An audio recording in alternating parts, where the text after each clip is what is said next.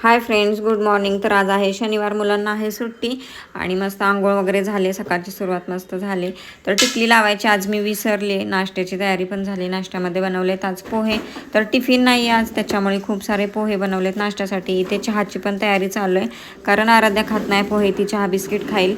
तर ह्या दोघांना पण झाला आहे खूप सारा खोकला, त्याच्यामुळे इथं मध आणि हळद घेतले मिक्स करून. तर आराध्याला 1 चमचा चारला आणि मग ह्याने घेतली वाटीच. ह्याला खूप आवडतं खायला, त्याच्यामुळे आता हा चाटून पुसून मस्त खाणार आणि अजूनसुद्धा मागतो. तो अधूनमधून मध खूप खात असतो. तर हे गावाला गेलेले, त्यांनी आणले होते पेढे. तर सकतचे पेढे 1 नंबर असतात, खूप मस्त पेढे भेटतात. कंदी पेढे तर आता पहिल्यासारखे असे भेटत नाही, खूप भेसळयुक्त असतात. तर सकतचे पेढे नावाप्रमाणे त्यांचं ब्रीदवाक्यच आहे की चाखेल त्याला चटक लागेल. तर एक खाल्ला ना दुसरा खाऊशी वाटणारच, एवढे मस्त पेढे असतात. तर ह्यांनी 4 बॉक्स आणले होते.